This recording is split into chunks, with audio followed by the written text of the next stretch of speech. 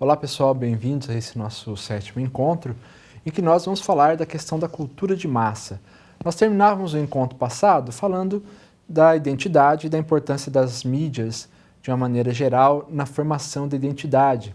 Pensar que essas mídias aí que nós estamos falando é um processo extremamente recente na história humana, sobretudo a influência dessas mídias. Se nós pensarmos o jornal impresso, vamos pensar na invenção da prensa com Gutenberg, depois da prensa chegar até o jornal, depois o rádio, a televisão e hoje em dia com a internet, são coisas extremamente recentes na história humana que, no entanto, eles trazem uma mudança muito significativa na forma como nós nos relacionamos e na forma como nós nos formamos também.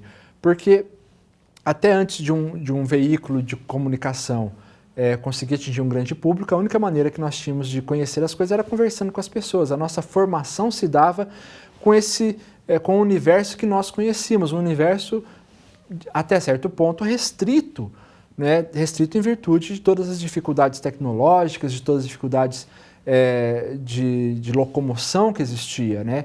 Com o aparecimento de novas tecnologias, acaba existindo uma nova forma de comunicarmos que estabelece também uma nova forma de nos formarmos, que não apenas com as pessoas que nós conhecemos localmente, né? Essas novas mídias que possibilitam a comunicação cada vez mais ágil com os diversos lugares do mundo, né? Fazendo com que quase não haja um mundo sem fronteiras nos dias atuais. Só que é interessante nós percebermos a influência dessa cultura de massa, sobretudo através de uma vertente crítica, né? Vamos aqui nos apropriar também um pouco da escola de Frankfurt, que nós já falamos nos encontros anteriores, para pensarmos aí a questão da influência da cultura de massa nos dias de hoje, o que é essa cultura de massa. Então vamos ao quadro para nós vermos algumas definições importantes. Não? A cultura de massa ela pode ser definida então como padrões compartilhados pela maioria dos indivíduos, independente da renda, da instrução ou da ocupação. Cultura de massa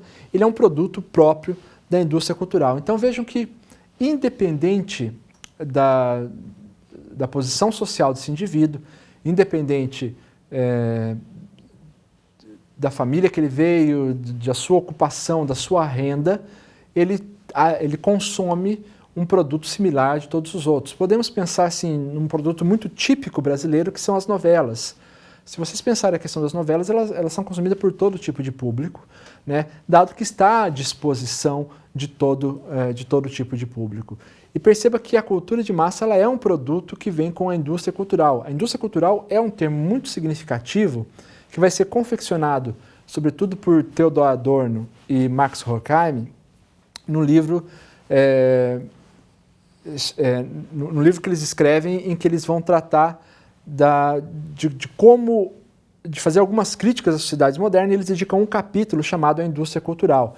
É a primeira vez que esse termo é usado nesse livro, né, nesse capítulo chamado A Indústria Cultural, em que eles vão colocar algumas definições extremamente críticas em relação a essa indústria, pensando em como ela age e, sobretudo, quais são as intenções de quem está por trás dessa indústria, né? Então vamos compreender esse conceito, vamos ao quadro. Nós temos ali que primeiro que a indústria cultural é um termo cunhado por Horkheim e Adorno e que expressa o seguinte significado, né? E que a lógica industrial está sendo aplicado à produção cultural. Isso é interessante porque a lógica industrial que eles estão se referindo é sobretudo da produção em série, da produção do mesmo produto. Imagine uma linha de produção de carros em que saem carros exatamente iguais. Ele diz, olha, é essa lógica pensada para a cultura, você produzir culturas iguais. Vejam que essa ideia de uma produção em série da cultura, ela acaba indo contra aquele próprio conceito de cultura que falávamos em encontros anteriores, em que nós dizíamos que a cultura, elas são diferentes, né, e que se produzem de maneira diferente por conta das particularidades. A ideia da indústria é o quê? Minimizar essas particularidades de tal forma que eu possa produzir exatamente a mesma coisa para todo mundo, o que nos leva à nossa segunda definição. Voltando ao quadro ali, nós temos aí que a indústria cultural ela tende à homogeneização e ela atua para a dominação da ideologia dominante. Então ela vai tentar criar um mundo cada vez mais homogêneo, mais igual. Por quê? Porque esse mundo mais igual, que todo mundo fale uma mesma língua, ou seja, uma língua comum, que compreenda os mesmos padrões simbólicos, culturais, acaba propiciando a própria produção em série. E essa produção em série ela não tem como fundamento a libertação do homem, porque, e aí é interessante perceber como Adorno trabalha a questão da cultura. Segundo ele, a produção cultural deveria ser para a emancipação humana.